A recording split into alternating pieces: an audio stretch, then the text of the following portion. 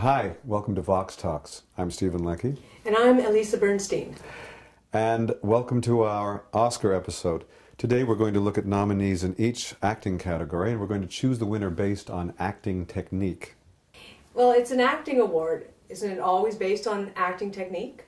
Actually, I don't think I've ever heard acting technique come into the discussion. You hear them talk about the role, the performance, the courage to tackle delicate issues, the risks they've taken. And if they do talk about the acting, it's always in general terms. How rich was the character portrayal? How believable was that actor in the role? So we're going to look at short clips in each category, and we're going to determine how each of these actors is using their acting technique to develop that wonderful range of emotional nuance and the believability in the character. And that's how we're going to determine the winner. And now we're going to look at Amy Adams' American Hustle.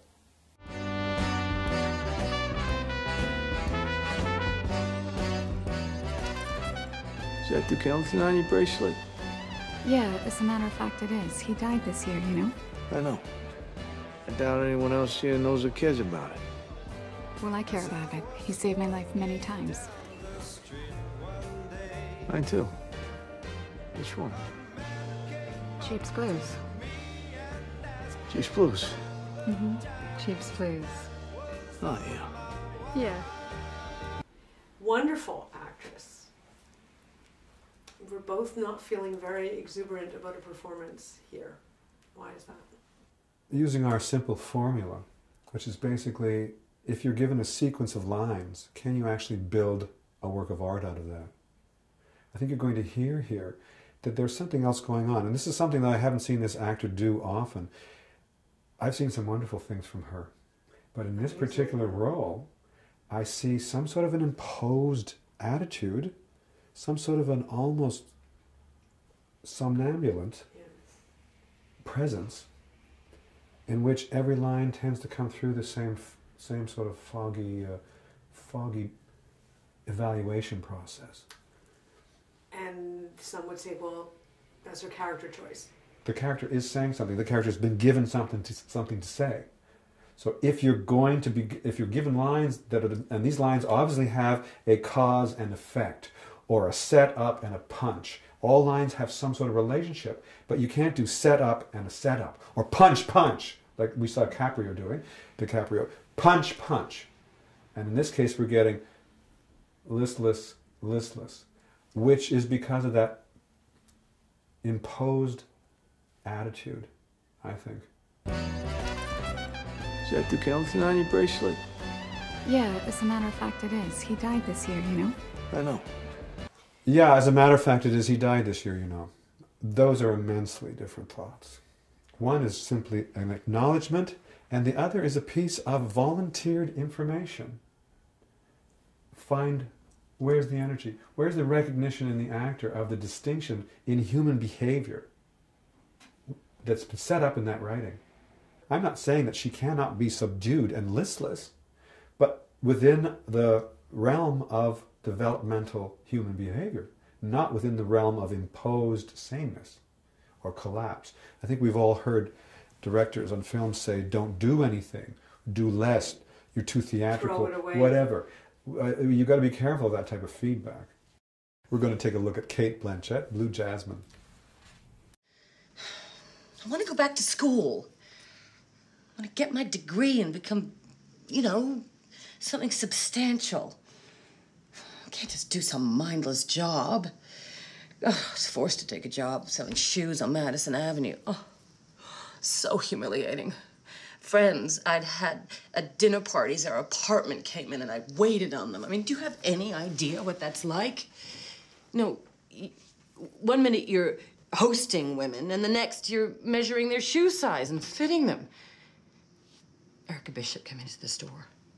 She saw me. Was so embarrassed for me. She slipped out thinking I didn't see her. I saw you, Erica! This is a very impressive piece of work. Yeah. And again, you could say, okay, she has a plum scene here. She's on an analyst's couch. She's actually working through all of these neurotic thoughts. But no. It's the execution, it's the level of execution that we're looking at, and the execution is excellent here. And the real test is in the tone. And what a banquet of tones we get from this woman in this scene. I want to go back to school. I want to get my degree and become, you know, something substantial. Development. I can't just do some mindless job. Oh, no, my God. I was forced to take a job. Another selling tone. shoes on Another Madison tone. Avenue. Oh, so humiliating. Another Friends I'd had at dinner parties, our apartment came in and I waited on them. I mean, do you have any idea Big what that's change. like? Good anticipation. No. And One minute fast, you're too. hosting women, and the next you're measuring their shoe size and fitting them. Good development. The three things there: hosting, shoe size, fitting. She saw me. Was so embarrassed for me. Great transition here. She slipped out thinking Look at I that didn't acting see later. her. I saw you, Erica. All in all, a very, very fine performance. I'd be a bit concerned about the collision and obstruction, the banging of the arms and the banging of the gesture at the same time as speaking, and the tension that brings up through the neck and face. That takes a little bit away from the color and from the scope of the emotional portrait. Go back to school. Very, very obstructive. You know, something substantial. I want to go back to school. I want to go back to school. Da-da-da, da-da-da. She keeps on dropping the gesture and coming back to the same place. Instead of, I want to go back to school. And then develop from that, do something. There's a tonal development there that we're looking for. Small, small, small, nitpicky.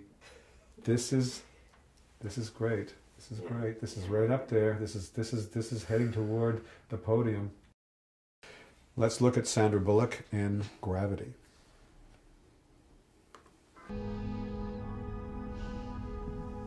She was 4. She was at school playing tag, slipped, hit her head, and that was it. Stupidest thing.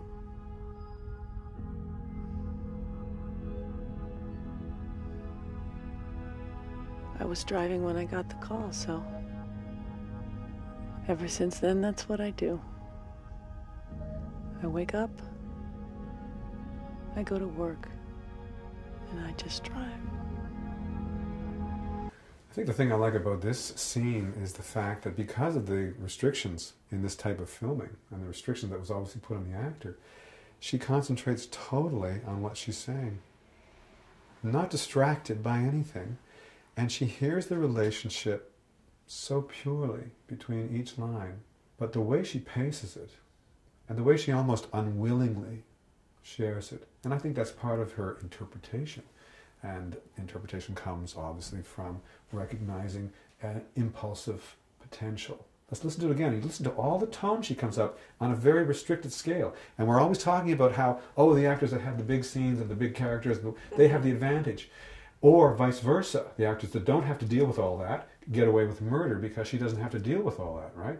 No, this is a level playing field as far as I'm concerned. We're only listening to an actor's recognition of how to build between developmental phrases. I had a daughter. Great tone. The tone.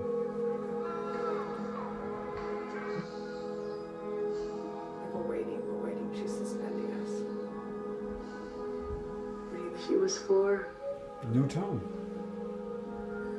She was at school playing tag, slipped, hit her head, and that was it. Change the entry level. Slipped, hit her head, and that was it. Doom, ding, Stupidest doom. thing.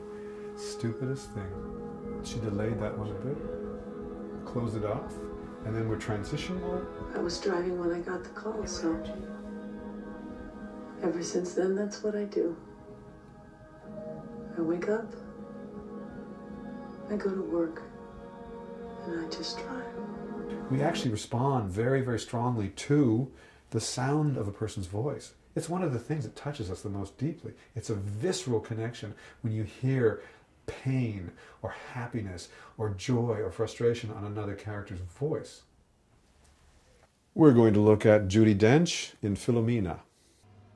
Tell me, did your father any children? Philomena, Marcia has just told us that Anthony was gay. Yeah, well, I always knew that, but I just wondered if he might be bi-curious. A lot of the nurses I worked with were gay, but one of them, called Brendan, told me he was bi-curious. I don't think he could make up his mind, Marcia. That tone, the change. I mean, every line is just magnificent. Her impulses are excellent, and you see that she anticipates and reacts. Tell me, did he father any children? Well, I mean, Marcia has just told us that Anthony was gay. Yeah, well, I always knew that. There's something she's doing that's interesting here, too. She has additional impulses. She has what's called a competing stimulus. So basically, she has this line in which she's looking at this, and then she's saying, oh, I wonder. We go away from this to the wondering mode, which is with the stimulus there, is basically seeking back inside herself, looking back inside herself, and dealing with that. And then basically getting eye contact with someone and taking the question to somebody. It's always not just one stimulus that you're dealing with in life. So you're carrying all this baggage, and that makes for a very multi-dimensional performance. It's something that you also have to be careful of because it creates all kinds of weird head movements, which she does struggle with in this scene. She hasn't quite organized it all. Tell me, did he father any children? Well, I mean, Marcia has just told Competing. us that Anthony was gay. Yeah, well, I always She talks knew to that, him, but I just wondered back to if that, he might be bi-curious. and then she goes to her. A lot of the nurses I And worked back to with that, were gay, but and one of up, them, and called then Brenda, it's too much. told me- It's just too much. Up and down, back, up and down. So basically, what I'd love to see is her face. And the camera would love to see that too. The camera actually thrives in faces. It thrives in eyes. And basically, if the actor is constantly avoiding that, or making it difficult for the camera to find her, with all of this, I mean, there's no way that, you can see, we barely ever got to see her eyes here. So basically, that is a technical problem brought on by actually not making a decision on some of these important imprints. This scene is actually packed with acting skill, and people need to see that. And the Brits talk so fast. I mean, she can talk so fast with all the detail there, whereas sometimes you hear actors that take forever to say a line, and they can't have it. They can't find any of the detail in it. Next up for Best Actress, Meryl Streep in August, Osage County. Who are you? Well, this is my fiancé, Steve. You met him at the church? Steve Herbebrecht. Had to what? Herbebrecht. Heidelberg. It's German. German Irish, really. I Yeah. just have Well, the that one. is peculiar, Karen, to bring a date to your father's funeral. I know the poetry was good, but I really wouldn't have considered it date material. So here we have Meryl Streep, who is, of course, an absolutely outstanding craftsperson in the acting profession and an artist as well. And watch the reactions that she has. Right away you have a whole range of impulses that are feeding into this process, that are giving her different tones, different physical positions, different facial expressions. Who are you? Well, this is my fiancé, Steve. You met him at the church? Steve Herbebrecht. Watch her reaction. What? Herbebrecht. She tries to say it again, gives up. It's German. German Irish, really. She actually saves face there. Hergeb. It's German. She actually comes back with that. She actually is setting up each of these. We always talk about the richness of her characters, and here we see, in a practical way, how she's getting that.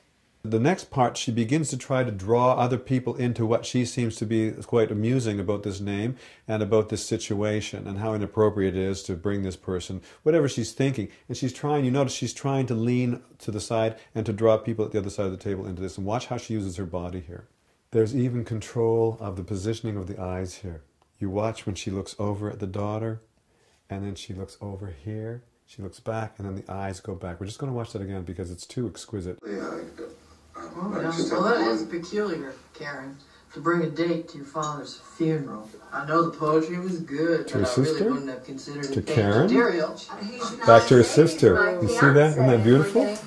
One of the difficulties with this type of a role is the weight of the character, the weight of her health, the weight of her relationships, the weight of her bitterness, and that imposes something on the actor sometimes that is difficult to deal with, and it overshadows sometimes the actual text. And I think that's happening to a certain degree here, that some of the impulses are a little bit muted because of the attitude and a little bit repeated and repetitive because of the attitude.